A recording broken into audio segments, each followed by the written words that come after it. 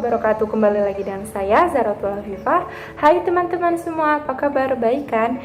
Pada saat pandemi seperti ini tentu saja kita harus menjaga kesehatan imun kita, dan semoga kita selalu diberikan kesehatan, dan kita doakan kepada teman-teman kita yang mungkin kurang sehat bisa diberikan kesembuhan agar bisa kembali fit lagi.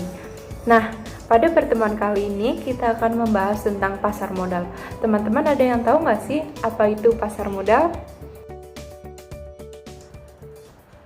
Pasar modal adalah tempat bertemu antara penjual dan pembeli atau permintaan dan penawaran terkait produk keuangan atau efek yang bersifat jangka panjang. Siapa pihak yang menjadi penjual dan pembeli? Dalam pasar modal ini, pihak yang menjual efek adalah perusahaan umum atau emiten, dan pihak yang membeli adalah pemilik dana atau investor. Produk dan instrumen di pasar modal adalah produk keuangan seperti saham, reksadana, obligasi, dan produk turunan dari ketiga produk tersebut seperti future, option, dan structure warrant. Secara garis besar, pasar modal dibedakan menjadi dua. Yang pertama pasar primer dan kedua pasar sekunder. Yang pertama, pasar primer. Pasar primer adalah tempat melakukan penawaran saham pertama kali dari suatu perusahaan kepada investor. Hal ini bisa dikenal dengan istilah go public atau initial public offering. Pada pasar primer ini, transaksi jual beli saham hanya dilakukan oleh dua pihak saja, yaitu investor dengan perusahaan atau emiten. Proses pemesanan atau pembelian saham perusahaan yang dilakukan investor mesti melalui agen penjual atau underwriter. Setelah itu, saham akan dicatat di pasar sekunder untuk diperjualbelikan kembali antar investor.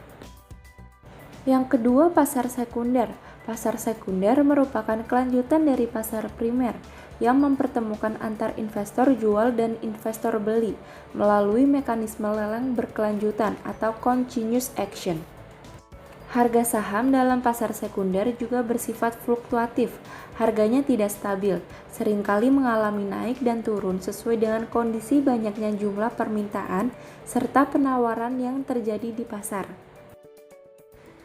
Keberadaan pasar modal tentunya memberikan berbagai manfaat bagi masyarakat, di antaranya: pertama, sebagai salah satu sumber dana bagi perusahaan untuk mengembangkan usahanya, pengusaha dapat meminjam kepada masyarakat melalui penerbitan obligasi, jual sebagian sahamnya atau menerbitkan saham baru.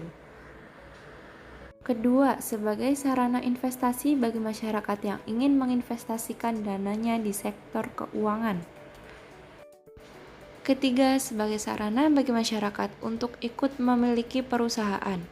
Keempat, menciptakan budaya keterbukaan atau transparansi dan menjunjung tinggi profesionalisme pada perusahaan, sehingga akan mendorong terciptanya iklim usaha yang sehat. Dan kelima, memperluas lapangan kerja bagi masyarakat baik sebagai pelaku pasar, karyawan perusahaan, maupun investor. Kehadiran pasar modal tentu saja memiliki fungsi yang berorientasi pada manfaat. Contoh fungsi dari pasar modal adalah sebagai berikut.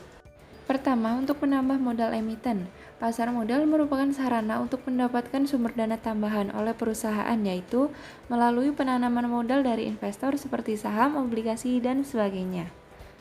Kedua, sarana pemerataan pendapatan. Selain keuntungan untuk emiten, investor juga memperoleh keuntungan seperti capital gain, dividen, dan kupon. Ketiga, sarana peningkatan pendapatan negara. Negara dalam hal ini, pemerintah pun juga mendapatkan keuntungan dengan adanya pasar modal, yaitu menjadi sumber pendapatan negara terfokus melalui pajak. Tentu saja pasar modal memiliki peran penting terutama pada perekonomian suatu negara. Seperti apa peran pasar modal? Peran pasar modal yang pertama, pasar modal berperan sebagai lembaga perantara atau intermediasi keuangan selain dari perbankan.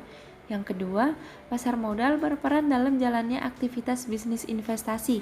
Yang ketiga, pasar modal berperan dalam memberikan kesempatan kepada perilaku bisnis untuk memperoleh sumber pembiayaan selain dari perbankan. Yang keempat, pasar modal berperan dalam meningkatkan kesejahteraan masyarakat melalui investasi.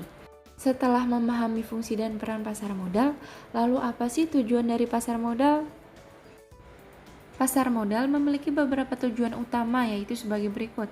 Yang pertama, membuka peluang bagi masyarakat untuk berperan dalam pertumbuhan ekonomi.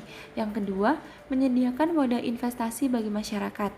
Yang ketiga, memberikan jalan bagi perusahaan untuk menjadi perusahaan go public, sehingga perusahaan dapat memperoleh sumber pendanaan dari masyarakat pemodal atau investor tambah hutang. Hampir setiap negara di dunia memiliki pasar modal atau bursa efek sendiri. Contoh Indonesia yaitu Bursa Efek Indonesia atau Indonesian Stock Exchange. Selanjutnya, kita memasuki sesi latihan soal. Untuk latihan ini ada 3 soal. Yang pertama, apa perbedaan dari pasar modal dengan pasar komoditi dan pasar uang? Yang kedua, apa peran dan tugas OJK dalam kaitannya dengan pasar modal? Jelaskan. Yang ketiga, bagaimana tolak ukur suatu pasar modal dapat disebut sehat? Jelaskan. Selanjutnya ke pembahasan nomor 1, apa perbedaan dari pasar modal dengan pasar komoditi dan pasar uang? Perbedaannya, pasar modal di bawah pengawasan Otoritas Jasa Keuangan atau OJK, sementara pasar komoditi berada di bawah pengawasan Kementerian Keuangan, dan yang terakhir pasar uang berada di bawah pengawasan Bank Indonesia. Soal nomor 2, apa peran dan tugas OJK dalam kaitannya dengan pasar modal? Jelaskan. Jadi, terdapat 3 tugas utama OJK dalam wewenangnya di bidang pasar modal, yakni yang pertama, melindungi kepentingan pemodal, yang kedua, menjalin kecakupan, keterbukaan, dan distribusi informasi perusahaan publik, dan yang ketiga, melakukan penegakan peraturan atau law enforcement. Nomor 3, bagaimana tolak ukur suatu pasar modal dapat disebut sehat? Jelaskan.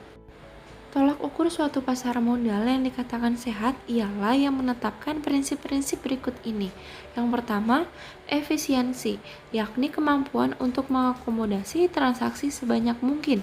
Yang kedua, fairness, yakni transaksi berlangsung tanpa pemihakan atau netral dan atas dasar penyebaran informasi yang merata. Yang keempat, liquid, yakni kemampuan pasar untuk menampung semua kebutuhan penjual dan pembeli setiap saat pada saat transaksi. Dan yang keempat, transparansi, yakni mampu menyediakan setiap informasi seketika atau real time kepada semua pelaku pasar modal kapan saja.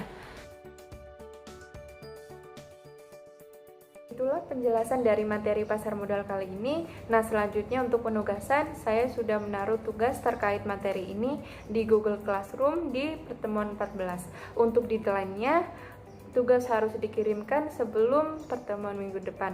Nah, teman-teman, cukup sekian pertemuan kita kali ini. Semoga bisa bermanfaat untuk kalian semua dan bisa menambah ilmu pengetahuan kalian.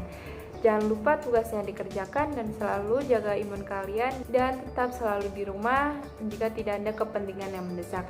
Sekian dari saya, terima kasih. Wassalamualaikum warahmatullahi wabarakatuh.